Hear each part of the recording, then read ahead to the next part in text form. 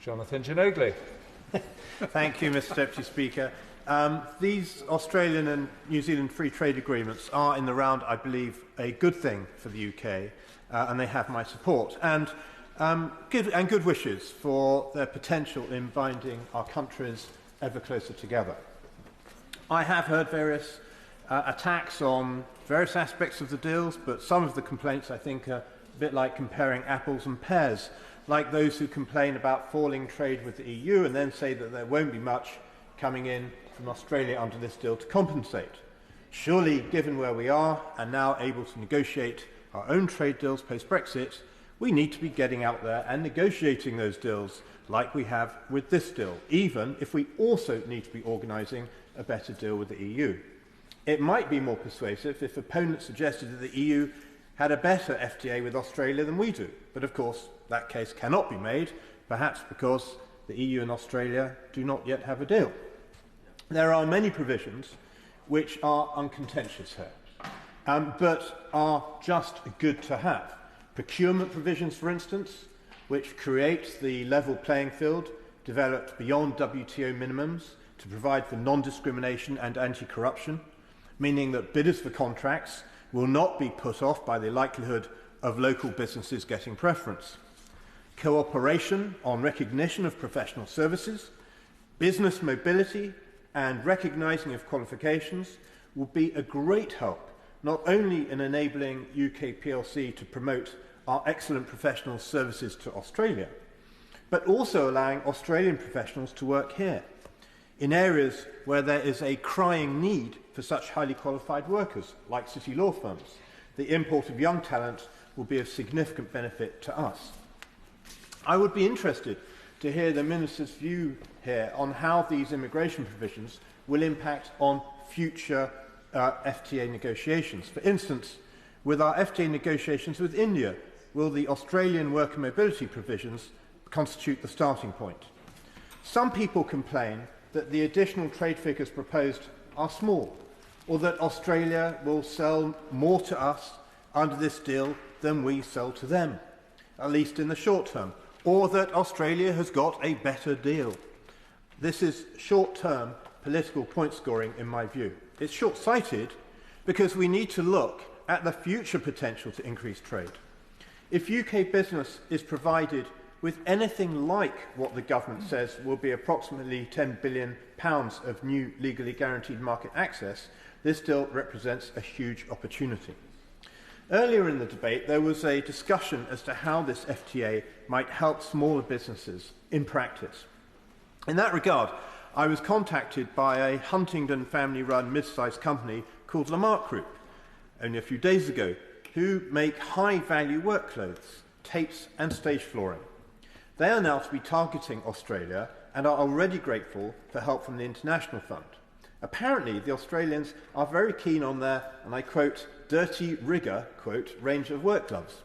But the key point they make is that by having the FTA in place meant that they had the solid platform to find a dealer that would truly commit to promoting and stocking a sufficient quantity of product. So this deal will help business, small as well as large, and I think a degree more positivity in this debate would have been justified in that regard.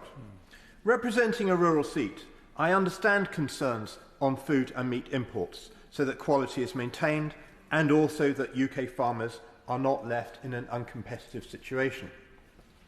Given that full market access will not happen for 15 years, there should be plenty of time to cater for harmonisation of environmental and welfare issues, and we should be looking to ensure that this happens. And I heard the Secretary of State earlier on confirm that this is the intention. In any event, currently all existing Australian beef and lamb is eaten domestically in Australia or in Asia. There is no spare capacity.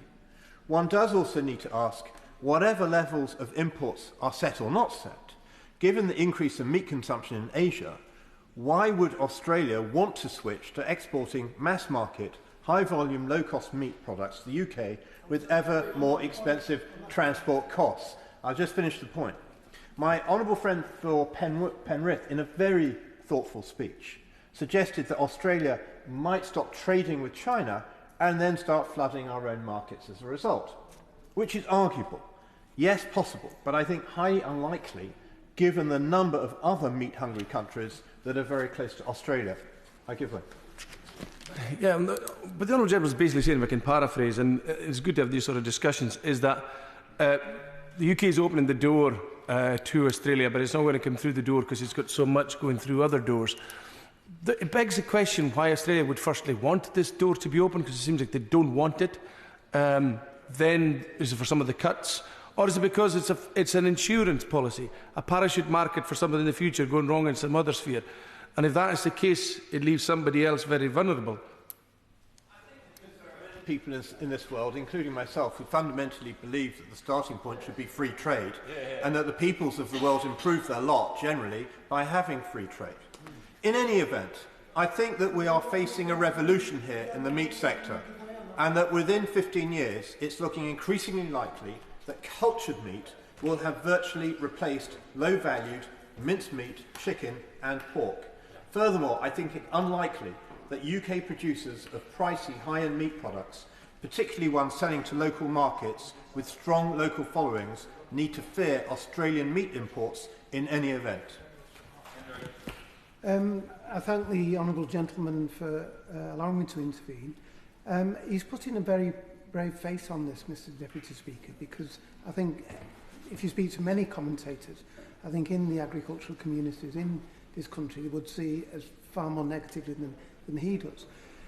In particular, I take his point about the 15 years, and this will be phased in over 15 years, but I think for many of them, they see this as a car crash in slow motion.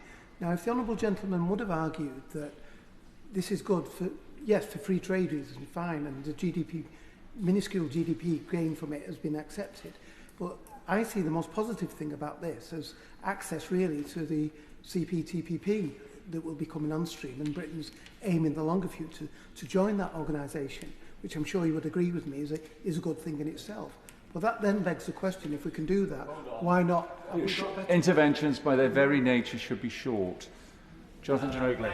Deputy Speaker, well, I think 15 years is a very long car crash.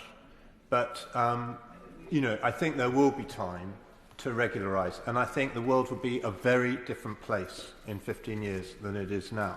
But I take his point on the CPTPP, and it was made at the right moment because I was just going to come on to that. And I think a further reason for supporting this FTA, as mentioned by the Secretary of State earlier on, is the more strategic one. And I think if we consider that world growth over the next century is going to be dominated by Asia-Pacific, then we need to be in on the action there. Negotiations for the UK's accession to the CPTPP have now started, and Australia and New Zealand and Canada are parties to that agreement. Clearly, if we had not settled a deal with Australia and New Zealand, not least given their Commonwealth status, I think we could have had a much weaker pitch to start negotiations with CPTPP, and I see this Australia FTA as helping to set out our Pacific stall, enabling us to then move on. Yeah. I'm just interested in his philosophy, his approach to trade. You know, it's a 15-year lead-in, he said, till almost all openness. Would he want that to be quicker? Would he want that to be 15 months? Or would he want it to be slower? Or would he want the deal to be more like the Australian deal? I mean, I'm genuinely interested in his trade philosophy, given what he said about free trade in there. It sounded like he was open immediately. I don't have any objection to the 15-year period. I would be interested to have heard from his committee whether more or less would have been preferable. And actually, I'm going to come on to scrutiny right now. Because having explained why I support this deal in outline, we need to appreciate that as an FTA, the devil will always be in the detail, something the honourable gentleman said himself earlier. And these deals do get very detailed, which is why scrutiny of them is so important. I wish now to explain why I believe that not only has the FTA scrutiny process been flawed within the current scrutiny system on this FTA, but how it also has shown up an urgent need for reform of the system itself, as many of us predicted would be required during the course of the Trade Bill 2021, and I thank my honourable friend for his kind and generous recognition of this. At that time, the government argued, as it does now, that the existing CRAG 2010 process would be adequate. In reality, such process, which itself was based on an outdated 1920s convention, was little regarded before Brexit, as our trade agreements were then negotiated and predominantly scrutinised and voted on by the EU. As has been described, the CRAG process basically provides a 21 sitting day period after, but not before, a government has signed a trade deal to debate and possibly delay ratification, although in practice no delay has ever been voted for. I wrote before recess to the Secretary of State on the scrutiny process for the Australia FTA, and she did kindly send me an explanation, but one that frankly did not fill me with confidence. Australia has not yet been ratified, so there is no pressing urgency here. At the time of the trade bill and before signing of the Australia deal, ministers said that there would be full committee pre-signing scrutiny and post-signing the CRAG consultation with a debate. So why did the government start the CRAG 21-day clock ticking before the International Trade Committee report came out, effectively stymieing the opportunity for debate? The fact is that scrutiny of this deal has been restricted by government during as well as after signing of the deal, as members of the Trade Committee and other honourable members have described in further detail. The scrutiny of this bill has been a poor performance on behalf of ministers, I'm sorry to say. Surely now we urgently need to review this outdated and inept system and move to a similar scrutiny system as used in other democracies, like the US, like Japan and like the EU, where scrutiny, including a final vote on the deal in Parliament, is what happens before signing the FTA, not just before its ratification. The bizarre reality is that post-Brexit, the UK has given more power to ministers and has less accountability and scrutiny over its trade deals than when we were in the EU. Now we have a new government in place. This should be the perfect time to move on and update this creaking system. Sarah Green. Deputy Speaker, I want to focus my remarks today on the precedents being set and the signals being sent by